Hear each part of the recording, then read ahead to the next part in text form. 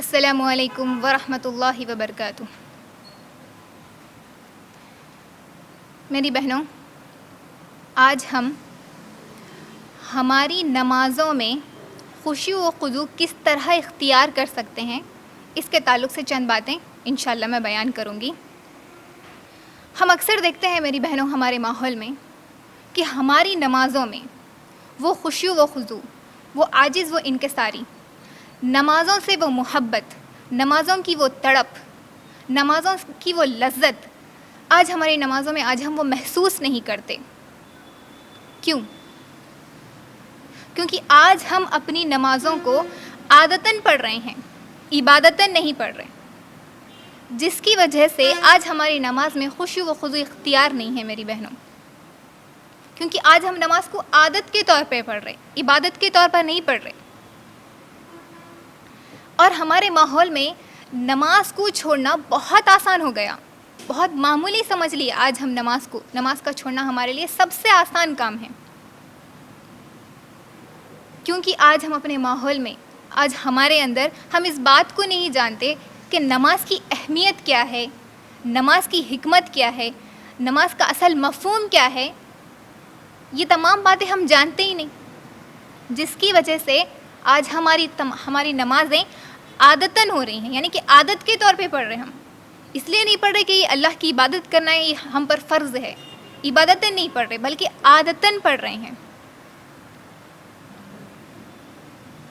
اگر ہماری عبادتیں عادتاً ہوئی تو میری بہنوں، ہم نمازوں میں خشوع و خضوع کیسے اختیار کریں گے؟ اگر ہم چاہتے ہیں کہ ہم اپنی نمازوں میں خشوع و خضوع اختیار کریں تو یہ تمام چیزوں کو ہمیں جاننا ہوگا اور اس پر عمل کرنا ہوگا۔ اللہ رب العالمین نے قرآن مجید میں سورہ مومنون سورہ نمبر 23 کی آیت نمبر 1 اور 2 میں فرماتے ہیں، قد افلح المؤمنون الذین هم فی صلاتہم خاشعون۔ یقیناً فلاح و کامیابی پائی ہے ان ایمان والوں نے جو اپنی نمازوں میں خشوع کو اختیار کرتے ہیں۔ میری بہنوں، یہ آیت اس بات کی دلیل ہے کہ نمازوں کو کس طرح پڑھنا ہے، ہمیں خشوع کے ساتھ پڑھنا ہے، اور اللہ فرما رہا ہے کہ وہ ایمان والے کامیاب ہو گئے جس کی نمازوں میں خشوع اختیار ہوگا۔ اور کون نہیں چاہتا کہ اپنی دنیاوی اور آخرت کی زندگی میں وہ کامیاب ہو جائے؟ اللہ فرما رہے ہیں یہاں پر کہ تم اپنی نمازوں میں خشوع کے اختیار کرو اے ایمان والوں، اور یقیناً وہی لوگ کامیاب ہوں گے۔ اور آج ہماری نمازوں میں اتنا اہم حصے کو ہم کیا کر رہے ہیں، آج ہم چھوڑ دیے۔ تو سب سے پہلے ہمیں اپنی نمازوں میں خشوع کے اختیار کرنے کے لیے خشوع کے معنی جاننا ہوگا۔ ہم یہ بات سمجھ گئے کہ خشوع کتنا اہم ہے ہماری نماز میں۔ اگر ہم کامیاب ہونا چاہتے ہیں، فلاح پانا چاہتے ہیں، تو اپنی نمازوں میں بے شک لازمی ہمیں خشوع کو اختیار کرنا ہے۔ تو سب سے پہلے خشوع کے معنی کیا ہے، ہم یہی نہیں جانتے۔ خشوع کے کیا معنی ہیں انشاءاللہ آج ہم دیکھیں گے۔ خشوع کے معنی کسی کے آگے جھک جانا ہے۔ خشوع کے معنی کسی کے آگے جھک جانا، دب جانا، عاجز و انکساری اظہار کرنا، یہ خشوع کے معنی ہیں۔ اور خشوع کا تعلق صرف دل سے نہیں بلکہ جسم سے بھی ہے، یعنی کہ خشوع صرف دل سے نہیں ہوگا نماز میں، نہ صرف دل سے بلکہ جسم کے ساتھ بھی ہمیں خشوع کو اختیار کرنا ہے۔ اور جسمانی خشوع کیا ہے؟ دل کا خشوع یہ ہے کہ آدمی کسی کی ہیبت اور عظمت و جلال سے مرعوب ہو، یعنی اس سے متاثر ہو، ڈرا ہوا ہو۔ اور جسم کا خشوع یہ ہے کہ جب وہ کسی کے سامنے جائے تو سر جھک جائے، اعضاء جھک جائے، اعضاء ڈھیلے پڑ جائیں، نگاہ پست ہو جائے، اور ہیبت کے سارے آثار اس کے اوپر طاری ہوں، یہ جسم کا خشوع ہے۔ اور یہ اس وقت ہوتا ہے میری بہنوں جب کوئی آدمی کسی زبردست اور بڑی ہستی کے سامنے پیش ہو۔ بے شک مثال کے طور پر ہم اگر لے لیں ایک معمولی سی مثال دنیاوی اعتبار سے، کہ بچہ ٹیچر کے سامنے کس طرح ٹھہرتا ہے، اس کے اندر کچھ یہی کیفیت موجود ہوتی ہے نا۔ اولاد والدین کے سامنے کس طرح ٹھہرتی ہے، اولاد کے اندر بھی کچھ اسی قسم کی کیفیت ہوتی ہے۔ اسی کو خشوع کہتے ہیں کہ ہم اپنے آپ کو مکمل طور پر سرنڈر کر دینا، ہمارے اندر وہ ہیبت طاری ہونا، ہمارے اعضاء جھک جانا، دل سے بھی اور جسمانی طور سے بھی. یہ خشوع کے معنی ہیں. اور نماز میں خشوع سے مراد دل اور جسم کی یہی کیفیت ہونی چاہیے. اسی کو خشوع و خضوع کہتے ہیں. خشوع اور خضوع کے ساتھ اسی طریقے سے نماز کو پڑھنا ہے، کیونکہ نماز میں ہم اللہ رب العالمین کے سامنے کھڑے ہوتے ہیں. میری بہنوں، جو تمام جہانوں کا مالک ہے، سارے عالمین کا رب ہے، سب سے اعلیٰ درجے کا ہے، جس کی عظمت، شان، بڑائی سب سے بڑھ کر ہے، سب سے اعلیٰ درجے کی ہے، تو اس اللہ رب العالمین کے سامنے ہمیں کس طرح کھڑے ہونا ہے؟ تو ہمارے اندر یہ کیفیت ہونی چاہیے، دل اور جسمانی دونوں خشوع کے ساتھ ہمیں نماز میں کھڑے ہونا ہے اللہ رب العالمین کے سامنے، اسی طرح مکمل طور پہ کھڑے ہونا ہے. اور یہی نماز کی اصل روح ہے. خشوع نماز کی اصل روح ہے. اگر ہماری نمازوں میں خشوع اختیار نہیں تو پھر ہم نماز کی روح کو فالو نہیں کر رہے، روح ہی نہیں ادا ہو رہی ہم سے، روح ہی نہیں ہے ہماری نمازوں میں.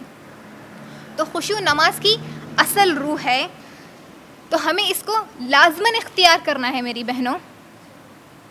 اللہ رب العالمین نے سورہ بقرہ سورہ نمبر 2 کی آیت نمبر 195 میں فرماتے ہیں، احسان کرو، اور احسان کرنے والوں کو اللہ اپنا دوست رکھتا ہے. سبحان اللہ. اللہ رب العالمین اس آیت میں کتنی بہترین بات بیان فرما رہے ہیں کہ احسان کرو، اللہ احسان کرنے والوں کو اپنا دوست رکھتا ہے. یعنی میری بہنوں، اس احسان کی میننگ کیا ہے یہاں پر؟ اس کے معنی کیا ہے؟ احسان کے معنی وہی جو حدیث جبرائیل میں بیان کیا گیا، بتلایا گیا کہ تم اللہ کی عبادت اس طرح کرو گویا تم اسے دیکھ رہے ہو. اور اگر یہ کیفیت تم نہیں لے کر آ سکتے اپنے اندر، تو کم از کم اتنا خیال ضرور کرو کہ اللہ تمہیں دیکھ رہا ہے. یہ کیفیت تو ہم لے کر آ سکتے، اور بے شک ہر مسلمان کا یہ ایمان ہوتا ہے کہ اللہ اپنے بندوں کو ہر وقت دیکھ رہا ہے، بے شک. تو نماز میں ہمیں یہ خیال رکھنا ہے کہ ہم اللہ کو دیکھ رہے ہیں. اور اگر یہ نہیں سوچ سکتے، یہ خیال نہیں لا سکتے، تو کم از کم یہ خیال تو بے شک ضرور ہے ہونا ہے ہمارے اندر کہ اللہ ہمیں دیکھ رہا ہے. اور یہ ہمارا ایمان بھی ہے کہ اللہ ہمیں ہر وقت دیکھتا ہے. یہ احسان ہے میری بہنوں. جب ہم اس طرح کا خیال، اس اگر ہمارے ذہن میں یہ چیز آ جائے گی، اور اس طریقے کے ساتھ اگر ہم نماز پڑھیں گے، تو بے شک ہماری نمازوں میں خشوع و خضوع اختیار ہوگا. اور اس سے کیا فائدہ ہو رہا؟ اللہ فرما رہے ہیں کہ جو احسان کرتے ہیں میں ان کو اپنا دوست رکھتا ہوں. سبحان اللہ. اگر اللہ کسی کا دوست بن جائے، جو سارے عالمین کا رب ہے، کسی کا دوست اگر بن جائے، تو اسے کسی چیز کی فکر کرنے کی ضرورت ہوگی؟ ہرگز نہیں. اسے دنیا اور آخرت کا تمام خیر مل جائے گا انشاءاللہ. تو ہمیں اپنی نمازوں میں وہ خشوع اور خضوع کو اختیار کرنا ہے.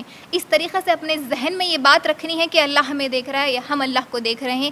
یہ تصور کرتے ہوئے ہمیں اپنی نمازوں کو پڑھنا ہے، تو انشاءاللہ ضرور خشوع اختیار ہوگا. یہ تو سب سے اہم بات ہے جس پر ہمیں عمل کرنا ہی کرنا ہے اپنی نمازوں میں.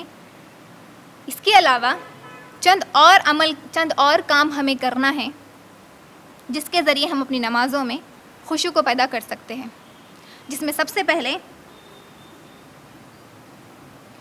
ہمیں اپنی نمازوں کو سمجھنا ہے، یعنی اس کا مفہوم جاننا ہے. جو کچھ بھی ہم نماز میں ادا کر رہے ہیں، جو کچھ ہم نماز میں پڑھ رہے ہیں، جو کچھ ہم نماز میں تلاوت کر رہے ہیں، ذکر کر رہے ہیں، جو کچھ بھی ہم کر رہے ہیں، اس چیز کو سمجھنا ہے کہ ہم اللہ سے کیا بیان کر رہے ہیں. یہ چیز کو ہمیں جاننا ہے، اور ان کے معنی اور مفہوم کو سیکھنا بھی ہے میری ماؤں بہنوں. یاد کرنا ہے، سیکھنا ہے. اگر ہمیں معلوم ہی نہیں، کیونکہ ہم عربی نہیں جانتے، اس وجہ سے ہمیں معنوں کا بھی خیال رکھنا ہوگا. ہم عربی نہیں جانتے نا، اس وجہ سے، ورنہ ہمیں معلوم ہی نہیں ہوگا کہ ہم کیا بیان کر رہے ہیں، ہم کیا پڑھ رہے ہیں. اور اگر ہم ایک ایک لفظ کے معنوں کے ساتھ اپنی نمازوں میں کھڑے ہوں گے، تو بے شک خشوع اور خضوع اختیار ضرور ہوگا. تو ان چیزوں کو بھی سیکھنا ہے کہ ہم اللہ سے کیا بیان کر رہے ہیں. ان تمام چیزوں پر غور بھی کرنا ضروری ہے. اسی کے ساتھ اس کے علاوہ ہر قسم کی سوچ و فکر ٹینشن سے اپنے آپ کو نماز کے دوران دور رکھنا ہے. یعنی کسی بھی قسم کی سوچ ہے، کسی بھی قسم کی فکر، ٹینشن اگر آپ کے ذہن میں ہے تو اس فکر کو، اس ٹینشن کو نکال دینا ہے اپنے ذہنوں سے. اس کے بعد اللہ کے سامنے کھڑے ہونا ہے. ایسا نہیں کہ اب آپ پریشان ہیں اور نماز میں لگے ہوئے ہیں اور آپ کا سارا ذہن اس فکر کی طرف پڑا ہوا ہے، نماز میں نہیں ہے. وہ ٹینشن کے بارے میں سوچ رہے ہیں آپ، وہ سوچ میں ڈوبے ہوئے ہیں آپ. تو اس سوچ کی وجہ سے ہماری نماز خشوع والی ہوگی ہی نہیں. تو سب سے پہلے اپنے ہر قسم کی فکر، جو بھی ہماری فکر ہے، سوچ ہے، ان تمام کو دور کرنا ہے. اپنے مائنڈ کو ایک دم سے ریلیکس رکھتے ہوئے، یعنی کہ پرسکون طریقے سے نماز کو پڑھنا ہے. اس کے علاوہ نماز کو اطمینان سے ادا کرنا ہے، جلد بازی نہیں کرنا.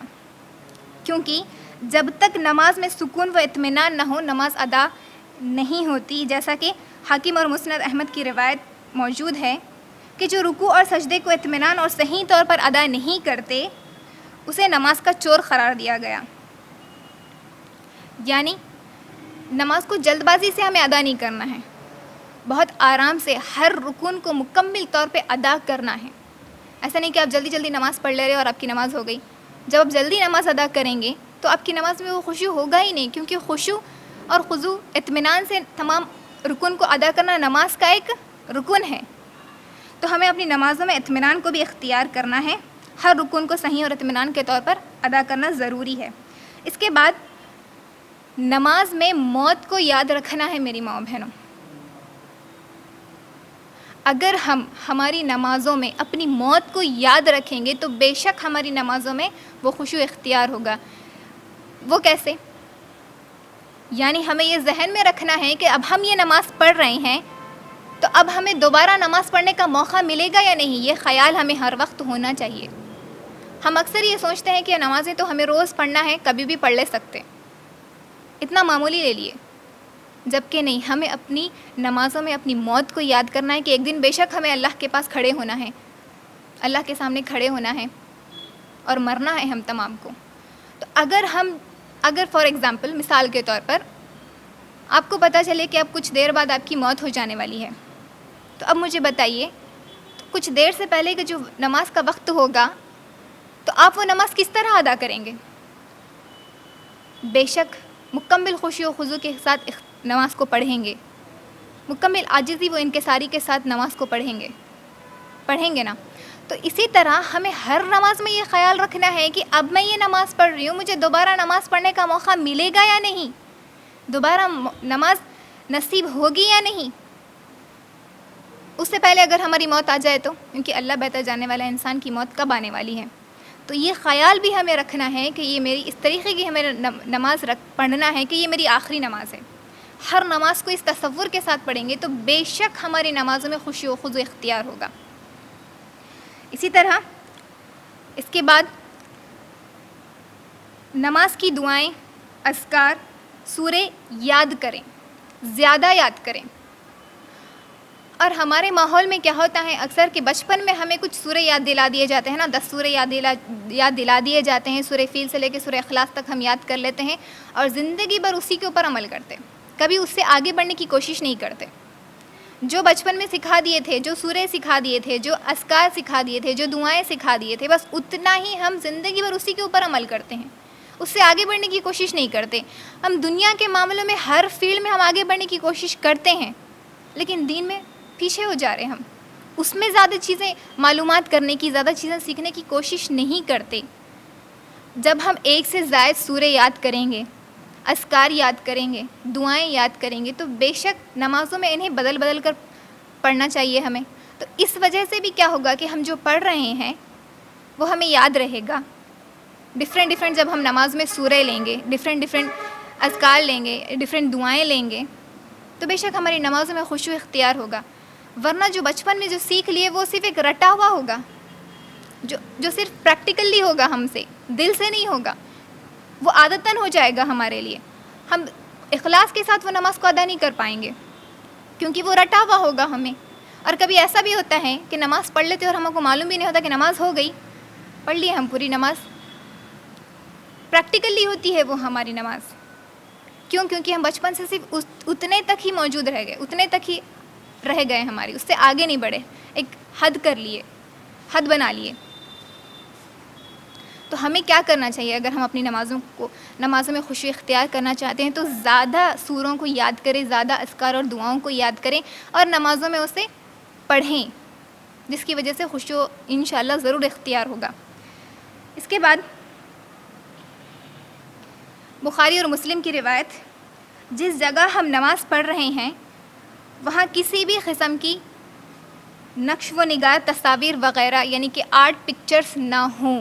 اگر وہ چیز ہوں گی تو بے شک ہم کیا ہوں گے؟ ڈسٹریکٹ ہوں گے، ہے نا، ہمارا ذہن ہٹ جائے گا، ہے نا، ان آرٹس پر، ان پکچرز پر، ان تصاویر پر ہمارا ذہن چلا جائے گا، جبکہ ہمیں مکمل توجہ کے ساتھ اپنے نمازوں میں کھڑے ہونا ہے۔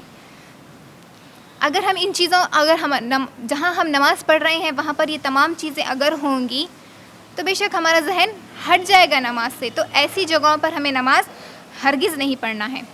اسی کے ساتھ اچھے لوگوں کی صحبت اختیار کرنا ہے اور برے لوگوں کی صحبت سے اپنے آپ کو بچانا ہے، کیونکہ بے شک اچھے لوگوں کی صحبت سے بے شمار فائدے ہوتے ہیں، وہ ہمیں ہر وقت نیکی کی طرف بلاتے ہیں، ہر وقت ہمیں بھلائی کے کاموں میں بلاتے ہیں، اس کے لیے ہمیں انکریج کرتے ہیں، اس کے لیے بڑھاوا دیتے ہیں۔ تو یہ نیک لوگوں کی صحبت میں ہمیں رہنا چاہیے، اور اگر ہم برے لوگوں کی صحبت میں رہیں گے تو بے شک اگر ہم نیکی کر بھی رہے ہیں تو وہ ہمیں روک دیں گے، کیا ضرورت ہے، زندگی اتنی ہے، انجوائے کرنا چاہیے ہمیں، بعد میں کر لیں گے۔ برے لوگوں کی صحبت میں رہیں گے تو یہ چیزوں سے بھی اس طریقے سے اثر ہوگا، ہم کرنے والی نیکیوں کو بھی چھوڑ دیں گے اگر برے لوگوں کی صحبت میں رہیں گے تو کوشش کریں کہ نیک لوگوں کی، اچھے لوگوں کی صحبت میں رہنے کی کوشش کریں۔ اسی کے ساتھ اگر کسی بھی قسم کی حاجت یا نیند کا غلبہ ہو تو پہلے حاجت اور نیند کو پورا کریں، جیسا کہ ابن ماجہ، بخاری اور مسلم کی روایت میں ہے کہ ان کام کو پہلے ادا کریں، اس کے بعد نماز کے لیے کھڑے ہوں۔